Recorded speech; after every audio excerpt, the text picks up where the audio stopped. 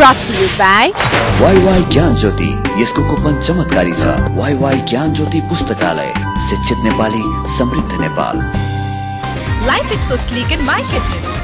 अब लाइफ करा enjoy. Authorized distributor for Nepal, Kitchen Concepts Private Limited. Breeze Cement, solid technology ले बन्छ solid cement.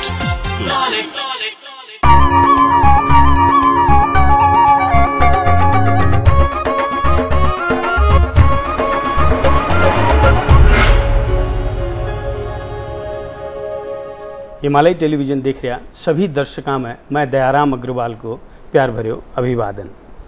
आप सभी को चाहे तो एकमात्र मारवाड़ी कार्यक्रम आपनो नेपाल आपनो गौरव में आप सबको स्वागत है। आओ कार्यक्रम में आगे बढ़ा आपकी पंक्तियां से। आपकी पंक्तियां। यह याद है तुम्हारी या यादों में तुम हो, ये ख्वाब है तुम्हारे या ख्वाबों में तुम हो, हम नहीं जानते हमें बस इतना बता दो, हम जान है तुम्हारी या हमारी जान तुम हो। अब कुछ गतिविधियां।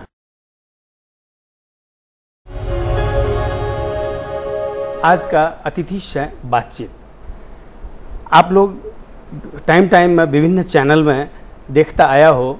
गुरुदेव भूपेंद्र भाई पांड्या जी ने आज वे आपने कहना फिर से एक बार ये कार्यक्रम में उपस्थित है। उना से धर्म विज्ञान आदि विविध विषय में बातचीत करांगा। कार्यक्रम में उना को स्वागत करा। आओ गुरुदेव, कार्यक्रम में आपका स्वागत है। बहुत बहुत शुभकामना, प्रणाम सभी को। गुरुदेव, सच की परिभाषा क्या है? दाराम जी, सच वो है जो सभी का कल्याण करे। संस्कृत भाषा में दो बड़े महत्वपूर्ण शब्द हैं, तथ्य और सत्य। तथ्य को अंग्रेजी में कहते हैं फैक्ट, और सत्य के लिए शब्द है ट्रुथ। सत्य की व्याख्या हमारे शास्त्रकारों ने की, सते हितम सत्यम, जिससे बोलने वाले का और सुनने वाले का दोनों का कल्याण हो, वो सत्य है। एक दृष्टांत से इस बात को स्पष्ट करूंगा। समझ लीजिए आपका पड़ोसी बुरा आदमी है, चोरी करता है, व्यभिचारी है, भ्रष्टाचारी है, व्यसनी है, सब तरह की बुराइयां उसमें हैं। यह तथ्य है। अब यह बात आप दिन में 50 लोगों से जाकर कहो कि भाई मेरा पड़ोसी बुरा आदमी है, मेरा पड़ोसी बुरा आदमी है, तो न उससे आपका कल्याण होगा न सुनने वाले का कल्याण होगा। चूंकि आप बात तथ्य कर रहे हो, जो हकीकत है वो बता रहे हो, लेकिन उससे कल्याण किसी का न होगा, तो हमारे शास्त्रकार उससे सत्य नहीं कहेंगे। लेकिन भगवत चर्चा, भगवत लीलाएं, ऐसी बात जो बोलने से आपका भी कल्याण हो। अब ये कार्यक्रम आपका हो रहा है, तो हम जो सत्संग करेंगे, हम जो भगवत चिंतन करेंगे यहाँ आने वाली 15, 20, 25 मिनट तक या पौने घंटे तक, तो उससे बोलने से मेरा भी कल्याण होगा। आप जो प्रश्न पूछोगे आपका भी कल्याण होगा, और अपने हिमालय चैनल के जो श्रोता वर्ग हैं, दर्शक हैं, देख रहे हैं, उनका भी कल्याण होगा। तो ये जो बात होगी वो सत्य है। तथ्य और सत्य में इतना अंतर है। तो लेकिन जैसे जो आपने अभी कहा सच या तथ्य या सत्य, तो जो सच है मेरे लिए जो सच हो सकता है, दूसरे के लिए वो झूठ भी तो हो सकता है। हम कल ही चर्चा कर रहे थे हमारे भक्तजनों के साथ यहाँ बैठ करके।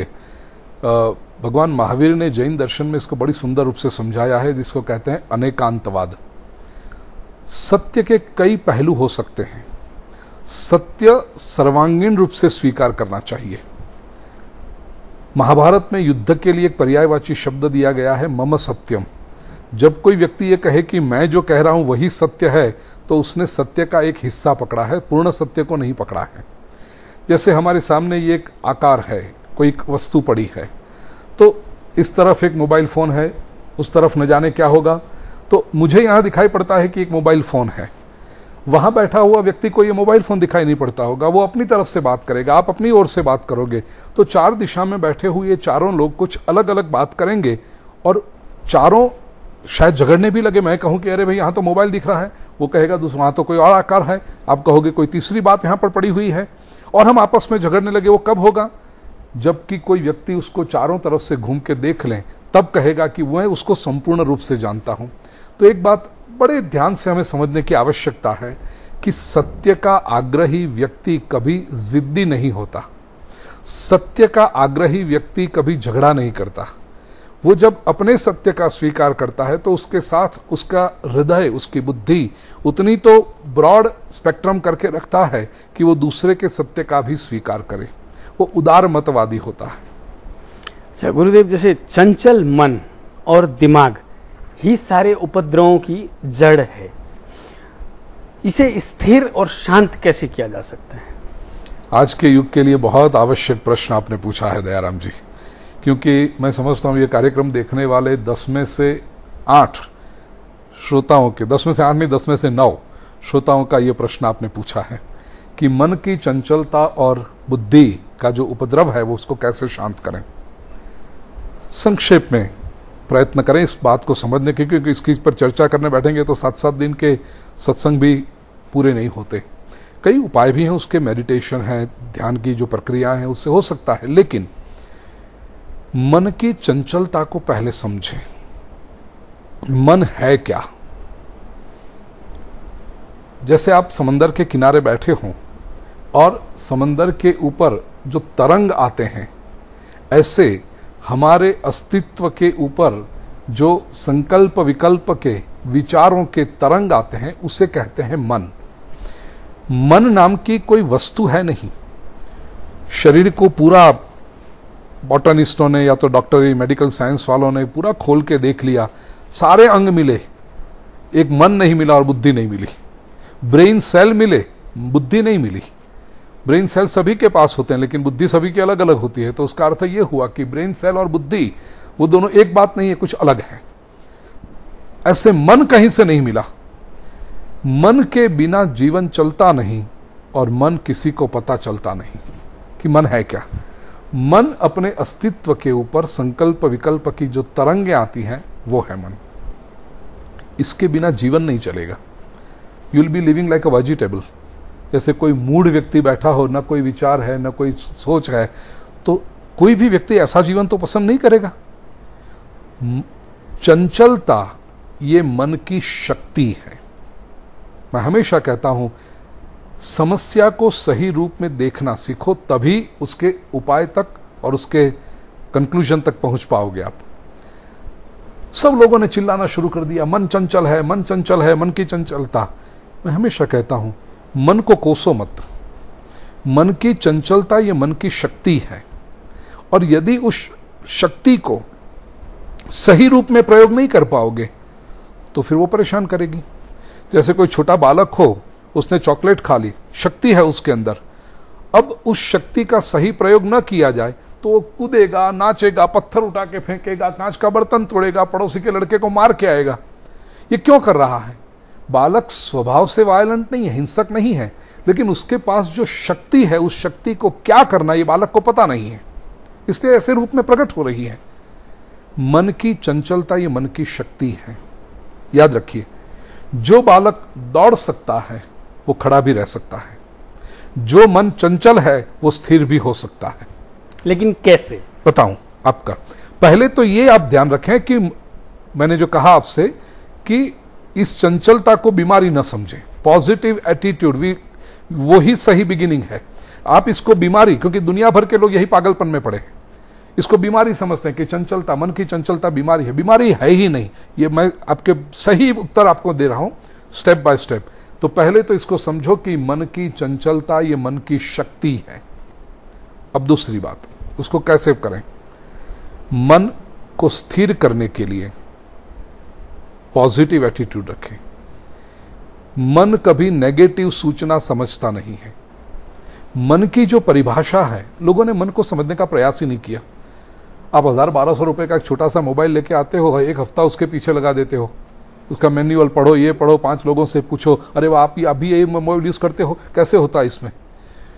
एक 1000-1200 रुपए का खिलौना मोबाइल नाम का जो आप लेके आते हो, जो 6 महीने में, साल भर में फेंकने वाले हो, उसके लिए आप इतनी मेहनत करते हो समझने की, और जिसके साथ पूरा जीवन, न केवल यह जीवन लेकिन जन्म जन्मांतर चलाना है, उस मन को समझने का कभी किसी ने प्रयास ही न किया। मन कभी नेगेटिव सूचना नहीं समझता है, नकारात्मक सूचना नहीं समझता है। और आजकल धर्म के क्षेत्र में, मन को बदलने वाले लोगों के क्षेत्र में, ध्यान वाले लोगों ने बिल्कुल मन को समझे बिना, साइकोलॉजी को समझे बिना पागलपन की तरह कहते रहे।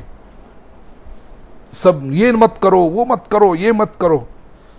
सैकड़ों वर्ष बीत गए, लोगों ने पूरी पूरी जिंदगियां बिता दी और कोई परिणाम ना आया। मन कभी नेगेटिव सूचना नहीं समझता है। मन को हमेशा जो भी सूचना देनी है पॉजिटिव सूचना दो। मन से ये मत कहो कि ये न करो, मन से ये कहो कि ये करो। मन से यदि कहोगे चंचल नहीं होना है, मन चंचल ही होगा, क्योंकि वो नेगेटिव को भी पॉजिटिव ही लेता है। जैसे फिर से मैं कहूं, मैं जब मन को समझाता हूं तो शरारती बच्चा को उदाहरण देता हूं मैं। कोई बच्चा बालकनी में जा रहा है और उसकी रेलिंग बहुत नीची है, छोटी है। मां को पता है कि ये बालकनी में जाएगा तो गिर जाएगा। अब रसोई घर में, किचन में काम कर रही हुई मां चिल्ला कर कहे बच्चे से बालकनी में मत जाओ, बच्चा कभी नहीं मानता। सभी माताओं का अनुभव है। बच्चा क्या सोचता है, मम्मी बालकनी में जाने से मना कर रही, इसका मतलब बालकनी में कुछ है। उसकी जिज्ञासा उसको वहां पर ले जाएगी।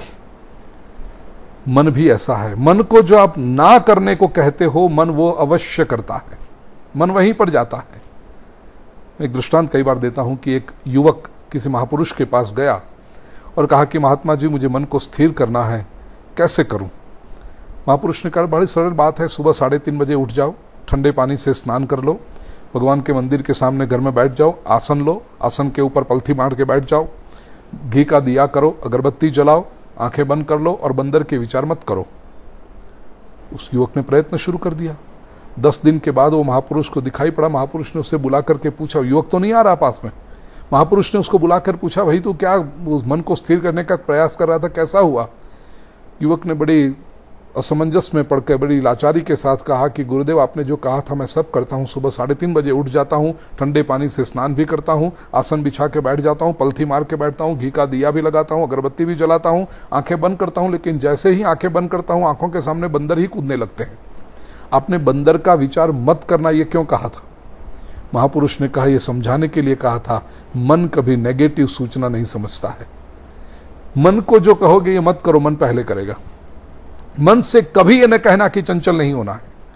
मन से कहो तुम किस दिशा में जाओ, तुम्हें क्या करना है, तुम्हें क्या लगना है। आदर्श माता क्या करेगी? बालकनी में मत जाओ ये नहीं कहेगी बालक को। वो बालक से ये कहेगी, बेटे जरा ये पजल लगा दो, मैं देखता हूं, या तो ये इसमें ये पेंटिंग कलर कर दो जरा क्रेयॉन से, देखो कैसे कर रही हो, करते हो तुम। बालक को ऐसे लो, मन को समझा करके लाओ। तीसरी बात, आपको स्वयं अपने मन के प्रहरी बनना है, वॉचमैन बनना है। जैसे ही मन गलत दिशा में गया, वहीं पर उसे रोक लो और समझाकर वापस ले आओ। तो कांस्टेंट अवेयरनेस, एक अलर्टनेस चाहिए मन को स्थिर करने के लिए। चौथी बात, जप बहुत मदद करते हैं। हम लोग ये गौमुखी माला साथ में हमेशा इसीलिए रखते हैं कि मन को निरंतर जप में लगा दो, किसी मंत्र में लगा दो। मंत्र का जप करने भी की एक प्रक्रिया होती है, क्योंकि जप मोनोटोनस हो जाते हैं। सभी का अनुभव है, माला तो फेर लेते हैं, लेकिन जैसे तुलसीदास जी ने कहा था कि माला तो कर्मा ही फिरे, मन फिरे चारों ओर घूमते रहता है, ये तो सुमिरन नाही। मनवा तो चौहदी से फिरे, ये तो सुमिरन नाही। माला तो कर्मा ही फिरे, जीव फिरे मुख माही, मनवा तो चौहदी से फिरे, ये तो सुमिरन नाही। तो मन तो चारों ओर घूमता है, जप करने की भी प्रक्रिया है। गुरुदेव, हम एक छोटा सा ब्रेक लेते हैं, फिर आगे बढ़ेंगे। अवश्य। दर्शक वृंद, एक छोटो सो ब्रेक लेवा हाँ, लेकिन ब्रेक में जाने से पहले यी हफ्ताको दर्शक प्रश्न एक बार। यो हप्ताको दर्शक प्रश्न, नेपालमा दशैंको अन्तिम दिनलाई के भनिन्छ? Option A Ghatasthapana, option B Kojagrat Purnima, option C Vijayadashami र अप्सन डी फुलपाती। दिएका अप्सनहरू मध्ये एन टाइप गरी स्पेस दिनुहोस् र ए बी सी वा डी मध्ये कुनै एक टाइप गरी 4004 मा एसएमएस गर्नुहोस् र विजेता भई पाउनुहोस् आकर्षक उपहार। प्रत्येक हप्ता 5 जनालाई वाइ को गिफ्ट ह्याम्पर। सुन्दारा तथा सिटी सेन्टर काठमाडौँमा रहेको गुलाब स्वीट एन्ड फास्ट फुडका तर्फबाट गिफ्ट भाउचर प्रत्येक हप्ता 2 जनालाई। Colours mobile x factor star प्रत्येक 2 हप्तामा 1 जनालाई र सीजी को इन्डक्सन कुकर प्रत्येक महिना 1 जनालाई। विभिन्न विशेषता भएको आईएफटी को माइक्रोवेभ ओभन प्रत्येक महिना 1 जनालाई पनि। विजेताको नाम आउँदो शनिबार बिहान 10:15 बजे आफ्नो नेपाल आफ्नो गौरवमा घोषणा गरिनेछ। Brought to you by WaiWai ज्ञान ज्योति यसको कुपन चमत्कारी छ। वाईवाई ज्ञान ज्योति पुस्तकालय, शिक्षित नेपाली, समृद्ध Nepal. Life is so sleek in my kitchen. अब लाइफ करा enjoy. Authorized distributor for Nepal, Kitchen Concepts Private Limited. Bridge cement solid टेक्नोलॉजीले बन्छ सॉलिड सिमेन्ट। ब्रेक के बाद आप सबको फिर से स्वागत है। अभी आप बातचीत कर रहे हैं गुरुदेव भूपेंद्र भाई पांड्या जी से, और ये बातचीत ने फिर से आगे बढ़ावा। अच्छा गुरुदेव, निष्काम कर्म करो और प्रभु में लीन रहो, इसका अर्थ क्या है? निष्काम कर्म करो ये कर्मयोग है भगवत गीता के आधार पर, और प्रभु में लीन रहो ये भक्ति मार्ग है। व्यक्ति के इनबॉर्न पोटेंशियल, उसकी व्यक्ति का जो भगवत गीता की परिभाषा में यदि आपसे कहूं तो स्वधर्म अलग अलग होते हैं। कुछ लोग ऐसे होते हैं जो कर्म करना चाहते हैं। उनसे कहो कि आप भगवान की मूर्ति के सामने बैठे रहो या जाप करते रहो, सदग्रंथों का अध्ययन करते रहो, ठाकुर को लाड लड़ाओ, तो कहेंगे उससे क्या होगा। उससे तो बेहतर है कि हम समाज में जाएं, कुछ काम करें, कुछ संपत्ति का अर्जन करें, और वो संपत्ति जो हम वेल्थ क्रिएट करते हैं वो लोगों के कल्याण के लिए इस्तेमाल करें। अस्पताल में जाकर दर्दियों की सेवा करें, अनाथ बच्चों का ध्यान रखें।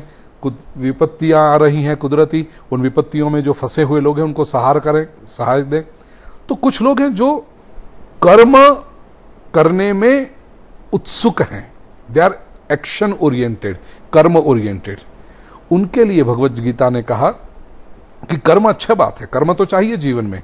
नहीं कश्चित क्षणमपि जातु तिष्ठत्य कर्मकृत, भगवत गीता कहती है कि एक क्षण भी आप जीवन में बिना कर्म किए रह नहीं पाओगे, कर्म तो करना ही पड़ेगा। अब प्रश्न ये है कि आप कर्म कैसे करते हो और आपके कर्म का हेतु क्या है। रावण भी कर्मवादी था, कंस भी कर्मवादी। अब दुनिया भर के पूरे राक्षस देख लीजिए, बहुत कर्मवादी, कितने पुरुषार्थ करते। हिरण्यकशिपु कितनी उग्र तपस्या की है, कितना कर्म करता था। केवल कर्म व्यक्ति को अहमवादी बनाता है, इगोइस्टिक बनाता है, और अंतिम जाकर के वो राक्षस बनाता है, या तो लोगों की वाहवाह के आदि बना देता है कि जैसे ही कुछ कर्म किया लोगों ने मेरी प्रशंसा करनी चाहिए, मुझे कुछ पहली रो में कुर्सी मिलनी चाहिए, संस्था का प्रमुख बना देना चाहिए। कर्म या तो व्यक्ति को लालची बनाता है या तो इगोइस्टिक बनाता है, और दोनों में उस व्यक्ति का अधपतन है कि चाहे कितना भी अच्छा कर्म किया हो, परिणाम की लालच जो आ गई व्यक्ति को कितना बौना बना देती है, कितना छोटा बना देती है। भगवत गीता ने कहा कि आपका कर्म आपको महान बना सकता है यदि उस कर्म में से फल की अपेक्षा को छोड़ दो। कर्मण्येवाधिकारस्ते मा फलेषु कदाचन, बड़े वैज्ञानिक रूप से, बड़े साइंटिफिक रूप से, बड़े ज्ञानपूर्ण ढंग से भगवान श्री कृष्ण ने भगवत गीता में समझाया है कि निष्काम कर्मयोग से ही मन की शांति प्राप्त होती है और व्यक्ति का विकास होता है। अपने मन की शांति के बारे में भी पूछा, उसमें भी ये जोड़ दूं मैं कि हमारे प्रत्येक कर्म व्यक्ति को क्या होता है, छोटा सा भी कर्म हो, आप मुझे निमंत्रण दो कि गुरुदेव हमारे दर्शकों के लिए आप इंटरव्यू के लिए आइए हमारे स्टूडियो में, और मैं तुरंत आपसे पूछूं आप मुझे क्या दोगे, मिलेगा क्या। अब हर बार व्यक्ति पूछता रहे मैं क्या मिलेगा क्या मिलेगा क्या मिलेगा, इसी से चिंता निर्माण होती। मैं यहां क्यों आया हूं, परमात्मा ने कुछ जो बातें मुझे दे रखी है, अध्यात्म के पथ पर चलते हुए जो कुछ सत्य मैंने पाए हैं, जीवन में आचरण करते हुए मुझे उनकी महिमा का पता चला है, उन रत्नों को मैं समाज में बांटना चाहता हूं, इसलिए मैं आया हूं। तो मैं कुछ लेने के लिए नहीं आया, मैं कुछ देने के लिए आया हूं। इसलिए मुझे आनंद है यहां आकर के, मुझे प्रसन्नता है। लेकिन कोई व्यक्ति यदि कुछ लेने के लिए आए तो अब आपको पता होगा, शायद जो दूसरे लोग यहां पर आते होंगे लेने के लिए, शुरुआत में झगड़ा आप कहोगे हमारा बजट इतना है, वो कहेगा नहीं मुझे तो इतना चाहिए, ऐसा हो, ये वो हो, इतना करो। कितना कंका हमारे बीच में कभी नहीं हुआ, वे तो दूसरी तीसरी बार यहां पर आए हों आपके साथ में। हमेशा निष्काम कर्म ही व्यक्ति को प्रसन्नता दे सकता है। और याद रखना, शायद कोई पूछे ये प्रश्न कि यदि आप अपेक्षा न रखो, किसी से मांगो नहीं, पहले से कोई बात न करो, कोई कंडीशन न करो, तो फिर घर कैसे चलेगा। चलो आप तो संत हो, धर्म के मार्ग पर हो, हमारा क्या होगा। विश्व का एक सिद्धांत समझ लीजिएगा, कोई भी कर्म आप करो, वो कर्म कभी निष्फल नहीं जाता है। प्रत्येक कर्म एक बीज की तरह है। आप उस बीज को निष्काम भाव से ये संसार की धरती में, संसार के सामने डाल दो, वो बीज कहाँ, किस रूप में, कैसे उगेगा, वो आप परमात्मा पर छोड़ दो, अस्तित्व पर छोड़ दो। ये श्रद्धा यदि निर्माण होगी, आपके जीवन में कभी किसी बात की कमी नहीं आएगी। तो ये निष्काम कर्म योग और भगवान में लीन होना, जैसे सुदामा जी श्रीमद् भागवत में, वो जो कुछ करें मेरे प्रभु के लिए, वो एक अपनी मस्ती है भक्त की, उसको दुनियादारी से कुछ लेना देना ही नहीं है। तो व्यक्ति का जो स्वभाव है, व्यक्ति का एक अपना इनबॉर्न नेचर है, बिल्ट इन प्रोग्राम है, कंप्यूटर की परिभाषा में कहूं, उस मार्ग में यदि व्यक्ति आगे चले तो उसको बहुत आनंद आता है। और पूर्णता के शिखर पर जब व्यक्ति पहुंचता है, तब तो आग्रह रखा है कि ज्ञान, कर्म, भक्ति और वैराग्य, ये चारों मार्ग पूर्ण रूप से उसमें खुलने चाहिए, तभी व्यक्ति में पूर्णता का अनुभव होता है। अच्छा गुरुदेव, संतोषम परम सुखम जी कहते हैं, लेकिन ये सबसे कठिन काम है, इसको कैसे मन में पैदा किया जा सकता है? पहले तो सूत्र में जरा कह दूं, संतोषम नहीं है, संतोष परम सुखम, व्याकरण की दृष्टि से। कबीर ने बड़ा सुंदर कहा, गोधन, गजधन, वाजधन और रतन धन खान, जब पावे संतोष धन, सब धन धूरी समान। मैं एक छोटा सा प्रश्न आपसे पूछूं। समाज में कोई व्यक्ति महीने के 5,000 कमा रहा है, उसको इच्छा होती है मैं 5 के 10,000 कब कर दूं। 10,000 वाला सोचता है 50,000 कब करूं, 50,000 वाला सोचता है लाख कब करूं, लाख वाला सोचता है 10 लाख कब करूं। मैं आपसे एक छोटा सा प्रश्न ये पूछना चाहता हूं, लाख हो गए, करोड़ हो गए, 10 करोड़ हो गए, 50 करोड़ हो गए, अब कहीं पर तो रुकना पड़ेगा। मैं हमारे भारत के एक अत्यंत प्रसिद्ध इंडस्ट्रियलिस्ट, नाम मैं यहां पर लेना नहीं चाहता हूं, उनके साथ बैठा था, चर्चा हो रही। उन्होंने अपने प्रवचन का आयोजन किया था और प्रवचन के बाद जब हम बैठे थे, चर्चा हुई। मैंने उनसे पूछा कि आप इतनी संपत्ति कमा रहे हैं, तो कौन सी वो भावना है जो आपको दौड़ा रही है, what is the motivating force आपको। चर्चा में उन्होंने जो सूत्रात्मक बात कही वो मैं आपके सामने और दर्शकों के सामने रखूं।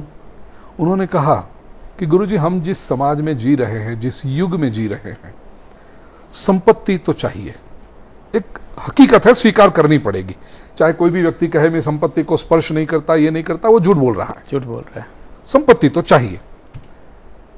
उन्होंने कहा कि सुखी होने के लिए संपत्ति की आवश्यकता है, संपत्ति होगी तो आप सुखी होंगे। थोड़ी अधिक संपत्ति होगी तो थोड़ा अधिक सुख मिलेगा। लाख के बदले यदि आपके पास 10 लाख आ गए तो आप अच्छी गाड़ी घुमाओगे, अच्छे घर में रहोगे, अच्छे कपड़े पहनोगे। संपत्ति होगी तो सुख मिलेगा, पहला सूत्र। थोड़ी अधिक संपत्ति होगी तो थोड़ा अधिक सुख मिलेगा, दूसरा सूत्र। और तीसरा सूत्र उन्होंने कहा, लेकिन अब वो अलजेब्रा आगे नहीं बढ़ता, मैथमेटिक्स आगे नहीं बढ़ता है। बहुत अधिक संपत्ति आ गई तो बहुत अधिक सुख मिलेगा, ऐसा नहीं है। वरना ऐसा होता है एक्चुअली कि बहुत अधिक संपत्ति व्यक्ति के दुख का कारण बन जाती है, स्ट्रेस, अशांति, तनाव, चिंता। और होता यह है कि वो एक व्यक्ति रुपए छापने की मशीन बन जाता है और आसपास के लोग जलसा करते हैं, मौज करते हैं, और वो व्यक्ति इतना चिंता में रहता है और वो रैट रेस में लग गया, अभी उसमें से निकल भी नहीं सकता है। व्यक्ति को आना चाहिए कि मैंने जो संपत्ति कमाई है उसका आनंद मैं ले रहा हूं, उसका सुख मुझे मिल रहा है, तो कहां जाके रुकूं।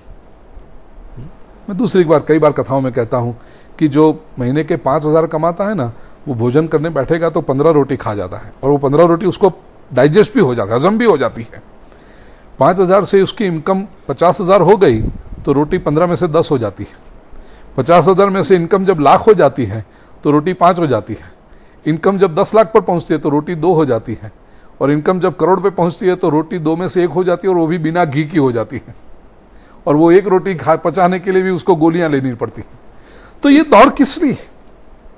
प्रत्येक व्यक्ति यदि समझदारी से सोच ले कि जीवन में संतोष ही आनंद का कारण है, जीवन में संतोष ही सुख का कारण।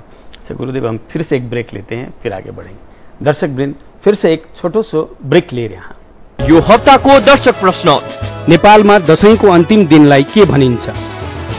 Option A Ghatasthapana, option B Kojagrat Purnima, option C Vijayadashami र अप्सन डी फुलपाती। दिएका अप्सनहरू मध्ये एन टाइप गरी स्पेस दिनुहोस् र ABC वा डी मध्ये कुनै एक टाइप गरी 4004 मा एसएमएस गर्नुहोस् र विजेता भई पाउनुहोस् आकर्षक उपहार। प्रत्येक हप्ता 5 जनालाई वाइवाई को गिफ्ट ह्याम्पर। सुन्दारा तथा सिटी सेन्टर काठमाडौँमा रहेको गुलाब स्वीट एन्ड फास्ट फूडका तर्फबाट गिफ्ट भाउचर प्रत्येक हप्ता 2 जनालाई, colours mobile x factor star प्रत्येक 2 हप्तामा 1 जनालाई र सीजी को इंडक्शन कुकर प्रत्येक महिना 1 जनालाई। विभिन्न विशेषता भएको IFP को माइक्रोवेभ ओभन प्रत्येक महिना 1 जनालाई पनि। विजेताको नाम आउँदो शनिबार बिहान 10:15 बजे आफ्नो नेपाल आफ्नो गौरवमा घोषणा गरिनेछ। Brought to you by WaiWai ज्ञान ज्योति, यसको कुपन चमत्कारी छ। वाईवाई ज्ञान ज्योति पुस्तकालय, शिक्षित नेपाली, समृद्ध Nepal. Life is so sleek in my kitchen. अब लाइफ कर enjoy. Authorized distributor for Nepal, Kitchen Concepts Private Limited. Bridge cement, solid टेक्नोलॉजीले बन्छ सॉलिड सिमेन्ट। दर्शक ब्रेक के बाद आप सबको फिर से स्वागत है। अभी आप बातचीत कर रहे हैं गुरुदेव भूपेंद्र भाई पांड्या जी से, और ये बातचीत ने फिर से आगे बढ़ावा। अगर आत्मा कभी मरती नहीं तो फिर ये 12 दिन की जो कर्म कांड हम करते आते हैं, इसकी क्या ज़रूरत है? और अगर जो नहीं करता, क्या वो आत्मा संतुष्ट नहीं होती कभी? आत्मा न कभी जन्मती है न कभी मरती है। ये 12 दिन 13 दिन का जो क्रम है हमारा, 12-13 दिन का है, 16 दिन का है, और फिर प्रति मास और प्रति वर्ष हम श्राद्ध तर्पण आदि करते हैं, पितरों का स्मरण करते हैं। श्राद्ध, दयाराम जी, श्राद्ध की व्याख्या हमारे शास्त्रकारों ने की, श्रद्धया यत् क्रियते तत् श्राद्धम। श्रद्धा से जो किया जाता है उसे श्राद्ध कहते हैं। शास्त्रों में तो लिखा है और आधुनिक वैज्ञानिकों ने भी सिद्ध करके दिखाया, मेटाफिजिक्स की लेबोरेटरीज में ये बात सिद्ध हुई है कि शरीर को छोड़ने के बाद 13 दिन तक आत्मा उसी आसपास के वातावरण में रहती है। पुनर्जन्म लेने के लिए कम से कम 13 दिन और अधिक से अधिक 100 वर्ष। 2 मार्ग हो सकते हैं, या तो मृत्यु, मतलब शरीर को छोड़ने के बाद आत्मा का मोक्ष हो जाए तो फिर तो कोई सवाल ही नहीं है, और यदि उसका पुनर्जन्म होना है तो कम से कम 13 दिन लगते हैं, अधिक से अधिक 100 वर्ष लगते हैं। यह 13 दिन तक आत्मा, सच पूछो तो जीवात्मा है, मोर टेक्निकल शब्द यदि कहें, क्योंकि शुद्ध रूप में आत्मा का न जन्म होता है न मृत्यु होती है, कुछ नहीं होता, लेकिन ये जन्म जन्मांतर की जो साइकिल में जाता है वो जीवात्मा है। आत्मा के साथ मन, बुद्धि, चित्त, अहंकार, ये अंतःकरण चतुष्टय जब लग जाए तो वो जीवात्मा कहलाता है। उसमें इच्छाएं भी होती हैं क्योंकि मन है, चित्त है इसलिए इम्प्रिंट्स हैं, पिछले जन्म जन्मांतर के अनुभव हैं, और उस अनुभव के आधार पर जो इच्छाएं, कामनाएं, वासनाएं जगती है वो होता है। अब वो इच्छा, वासना, कामना लेकर के वो जीवात्मा 13 दिन तक तो अपने घर, वातावरण के आसपास घूमते रहता है। उस समय ये सत्कर्म करना, ये तर्पण आदि विधि करना, तर्पण शब्द का भी अर्थ है तृप्ति देना, संतोष देना, ये एक मटेरियल लेवल पे हुआ। उससे थोड़ा और अंदर आज के बुद्धिमान और लॉजिक, साइंस को समझने वाली प्रजा के लिए हम कहें तो परिवार के लिए भी एक शौक है, सदमा है वो, तो उनके लिए साइकोलॉजिकल ट्रीटमेंट क्या दोगे आप?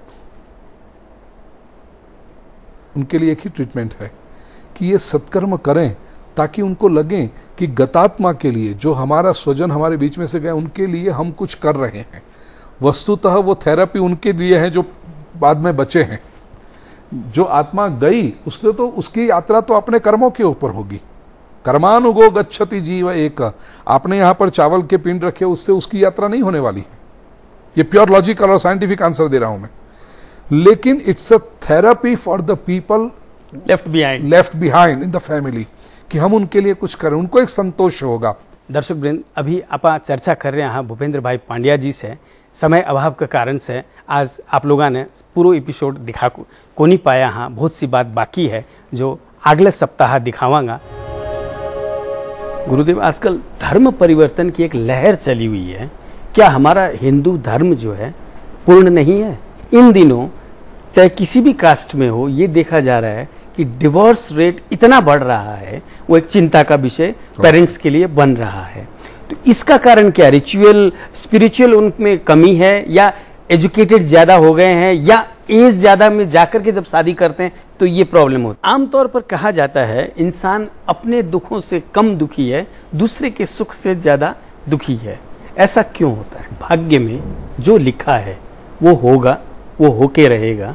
तो फिर अपनी परेशानियों को लेके लोग जो ज्योतिष पंडित आदि के पास जाते हैं और वो जो उपाय बताते हैं कि ऐसा कर लो तो ये ठीक हो जाएगा। जैसे गरीबों की सेवा इंसान में अहम पैदा करती है, या यूं कहें मैं का भाव पैदा करती है, तो फिर उस सेवा का क्या अर्थ रहा? अब जाते जाते पिछले हफ्ता को दर्शक प्रश्न उनको जवाब, और इन हफ्ता को विजेता को नाम, और इन हफ्ता को दर्शक प्रश्न फिर से एक बार। गत हप्ता सोधिएको प्रश्न, भगवान रामले रावणमाथि विजय प्राप्त गरेको तिथि कुन हो?